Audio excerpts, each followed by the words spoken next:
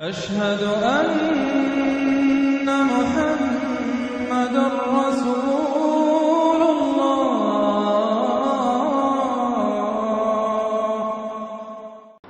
اس اعتبار سے ذرا نوٹ کیجئے، میں نے اس سے پہلے بھی آپ کو دو جوڑے پہلے بتائے ہیں کئی مرتبہ۔ ایک چیز ایک اعتبار سے اہم ترین ہے، دوسری چیز دوسری اعتبار سے اہم ترین ہے۔ جیسے ایمان کے بارے میں ہم نے حدیث پڑھی، سب سے زیادہ حسین ایمان کس کا ہے؟ حضور نے صحابہ سے پوچھا، صحابہ نے پہلا جواب دیا فرشتے۔ فرمایا وہ کیسے ایمان نہیں لائیں گے، وہ تو اپنے رب کے پاس ہیں۔ پھر انہوں نے عرض کیا پھر رسول، وہ رسول کیسے ایمان نہ لائے، ان پر تو وہی ہوتی ہے۔ پھر ڈرتے ڈرتے کہا ہوگا پھر ہم ہیں، تم کیسے ایمان نہ لاتے جبکہ میں تمہارے مابین موجود ہوں؟ پھر آپ نے فرمایا میرے نزدیک حسین ترین ایمان ہمارے ان بھائیوں کا ہوگا جو میرے بعد آئیں گے، لَإِخْوَانُ الَّذِينَ جو آئیں گے میرے بعد، یاتون من بعدی، انہیں تو کچھ اوراق ملیں گے جن میں قرآن لکھا ہوگا، اس پر ایمان لائیں گے۔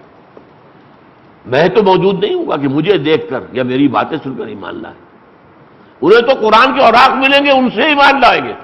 ان کا ایمان حسین ترین ہے۔ اب یہاں حسین ترین تو ایمان ان کا ہوا، لیکن افضل ترین ایمان کس کا ہے؟ صحابہ کا ہے۔ افضل اور ہے، حسین اور ہے۔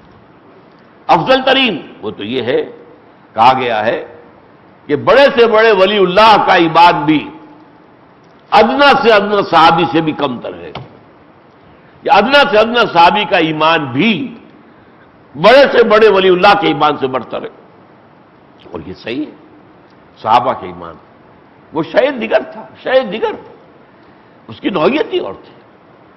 لیکن حسین ترین ایمان حضور فرما رہے ہیں ہمارے ان بھائیوں کا ہوگا جو میرے بعد آئیں گے، انہیں میری صحبت تو نصیب نہیں ہوگی، میری زیارت نصیب نہیں ہوگی، ہاں انہیں اوراق ملیں گے جن میں کتاب اللہ موجود ہوگی، اس سے بھی ایمان لائے۔ اللہ تعالی ہم سب کو ان میں سے بنائے، اس کتاب کے ساتھ ہمارا وہ تعلق ہو جائے تب نا، تو حسین ترین ایمان سے اللہ تعالی ہمیں نواز دے گا۔ اسی طریقے سے جہاد کا معاملہ ہے۔ آپ کو معلوم ہے میں نے کئی مرتبہ جہاد کی 3 منزلیں بیان کی، پھر ہر ایک کے اندر 3 سب سٹوریز ہیں، درمیانی منزلیں 9 ہیں۔ پہلی کیا ہے؟ نفس کے خلاف جہاد، اور 9ویں آخری کیا ہے؟ بالفعل جان ہتھیلی پر رکھ کر جنگ کے لیے، اللہ کے لیے قتال فی سبیل اللہ، یہ ہے 9ویں منزل۔ تو بلند ترین کون سی ہوئی؟ 9ویں۔ اہم ترین کون سی ہے؟ افضل ترین کون سی ہے؟ پہلی۔ حضور سے پوچھا گیا ای الجہاد افضل ہو یا رسول اللہ، اے اللہ کے رسول سب سے افضل جہاد کس کا ہے؟ فرمایا ان تجاہد نفسک فی طاعت اللہ، افضل ترین جہاد یہ ہے کہ تو اپنے نفس کے خلاف جہاد کرے اور اس سے اللہ کا مطیع بنائے۔ افضل تو یہ ہے، ظاہر بات ہے پہلی منزل ہوگی تو دوسری بنے گی نا، دوسری ہوگی تو تیسری بنے گی، لیکن یہ پہلی 2 منزلیں طے کیے بغیر جو تیسری منزل پر کود جاتے ہیں، ان کا جہاد کیا ہوتا ہے؟ قتال کیا ہوتا ہے؟ اپنے نفس کے لیے ہوتا ہے، اپنی شجاعت کے اظہار کے لیے ہوتا ہے، مال غنیمت کے حصول کے لیے ہوتا ہے، کسی حمیت جاہلی میں ہوتا ہے، کسی قوم پرستی کے لیے ہوتا ہے، کسی وطن پرستی کے لیے ہوتا ہے، وہ جہاد فی سبیل اللہ تو نہیں ہوتا۔ ہاں پہلی منزلیں آپ پہلے طے کر لیں، رفتہ رفتہ چڑھے، نہ ترکبن طبقا عن طبق، رفتہ رفتہ درجہ بدرجہ وہ آپ بڑھیں تو بلند ترین منزل، بلند ترین وہی ہے قتال فی سبیل اللہ۔ اس لیے فرمایا یہ اللہ کی محبوبیت کا مقام ہو جائے گا، جیسے یہاں بھی فرمایا ہے کہ جو میں اس سے محبت کرنے لگتا ہوں جو نوافل کے ذریعے سے میری طرف تقرب اختیار کرتا ہے۔ اب ان دونوں چیزوں کو سمجھیے۔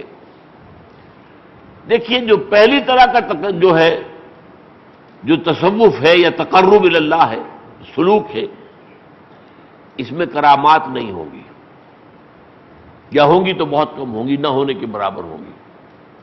ان کے تذکرے آپ سنیں گے نہیں، صحابہ کرام سے کوئی کرامات زیادہ آپ سنتے ہیں کبھی؟ کرامات اولیاء اور اولیاء کے حالات و واقعات جس طریقے سے ان کی کرامات کا بیان ہوتا ہے، تفصیلات ہوتی ہیں، اگرچہ ان میں مبالغہ ہوتا ہے، ان میں جھوٹی روایات بھی ہیں، لیکن ہم قائل ہیں جیسے رسولوں کے لیے معجزات ایسے ہی اولیاء اللہ کے لیے کرامات۔ اللہ تعالیٰ بعض چیزوں سے ان کی بزرگی ظاہر کر دیتا ہے کہ واقعی ان کا قرب ہے، اللہ کے ہاں کوئی مقام ہے، ظاہر کر دیتا ہے، لیکن یہ ان کے اپنے اختیار پہ نہیں ہوتا، نہ معجزہ نبی کے اختیار پہ ہے، معجزہ اللہ دکھاتا ہے، اللہ کی قدرت کا ظہور ہوتا ہے، وہ رسول کے اس سے نہیں ہوتا۔ قرآن مجید میں سورہ انعام میں موجود ہے، حضور کو بھی کبھی کبھی خیال ہو جاتا تھا، چونکہ قریش نے جو ہے ایک طرح سے سمجھیے کارنر کر دیا تھا حضور کو، اگر رسول ہو تو دکھاؤ یہ معجزہ، دکھاؤ، آسمان پر چڑھ کر دکھاؤ، جیسے اور رسولوں نے معجزے دکھائے تھے۔ حضرت صالح کو ایک اونٹنی برآمد کر کے دکھا دی تھی، چٹان کے اندر سے ایک گابن اونٹنی برآمد ہو گئی لوگوں کی نگاہوں کے سامنے، لوگوں نے مطالبہ کیا اور انہوں نے دعا کی، اللہ نے وہ معجزہ دکھا دیا، دکھاؤ، اگر تم رسول ہو تو تمہارے لیے ایک باغ جو ہے اس مکے کی سرزمین میں بن جانا چاہیے، جس میں کھجور کے درخت بھی ہوں اور پودے ہوں، انگوروں کی بیلیں بھی ہوں اور اس میں چشمے بھی جاری ہوں، کر کے سورہ بنی اسرائیل میں تفصیل ہے اس کی۔ لیکن یہ کہ حضور صلی اللہ علیہ وسلم کے دل میں بھی اب ظاہر بات ہے کہ حضور تو نہیں دکھا سکتے، اللہ تعالیٰ کے اختیار میں ہے۔ بات وہی کہا گیا کہ میں نے تم سے دعویٰ کہا کہ میں نے خدائی کا دعویٰ تو کیا ہی نہیں جو مجھ سے یہ مطالبے کر رہے ہو، میں نے تو صرف یہ کہا ما کنت الا بشر رسولا، میں تو بشر ہوں، رسول ہوں، ہاں میرے پر وحی آتی ہے، وہ وحی کا پیغام میں تمہیں پہنچا رہا ہوں، تو دعویٰ جس کا ہوتا ہے اس کے مطابق اس سے مطالبہ کرنا چاہیے نا۔ لیکن بہرحال حضور کے بہت سے چاہنے والے بھی اس مطالبے کے آگے جو ہے انہوں نے ہتھیار ڈال دیے۔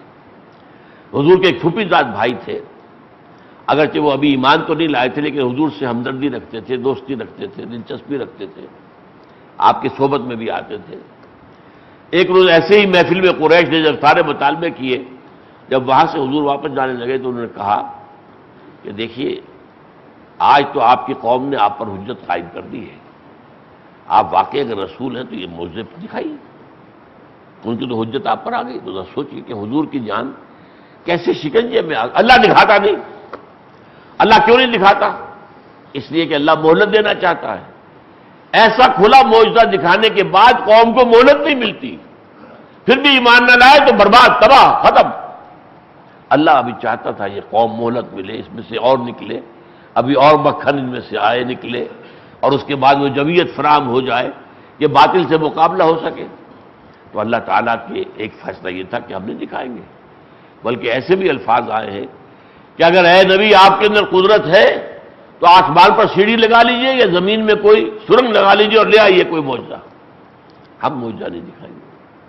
تو یہ صورتحال ہے کہ معجزہ رسول کے اختیار میں نہیں ہوتا، البتہ اللہ دکھاتا ہے، تو معجزات کے ہم قائل ہیں۔ یہاں تو معجزات کا انکار کرنے والے موجود ہو گئے، سر سید احمد خان نے انکار کیا اور ان کے جو مکتبہ فکر کے لوگ ہیں سب انکاری ہیں، تو کرامات کو کہاں مانیں گے؟ لیکن ہم مانتے ہیں اللہ تعالیٰ اپنے نیک بندوں کی بزرگی کو لوگوں پر ظاہر کرنے کے لیے، آشکارا کرنے کے لیے ان کے ذریعے سے ایسی چیزیں دکھا سکتا ہے، انہیں کشف ہو سکتا ہے۔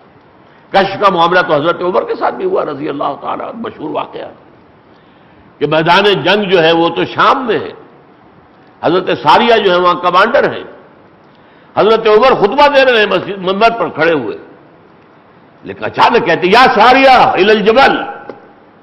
اب یہاں لوگ حیران ہیں، یہ کیا کہہ دیا آپ نے؟ یہ خطبہ کے اندر دوران کوئی ربط کلام نہیں، کوئی بات نہیں، کوئی ساریہ یہاں موجود نہیں، یا ساریہ الی الجبل، پہاڑ کی طرف ہو جاؤ۔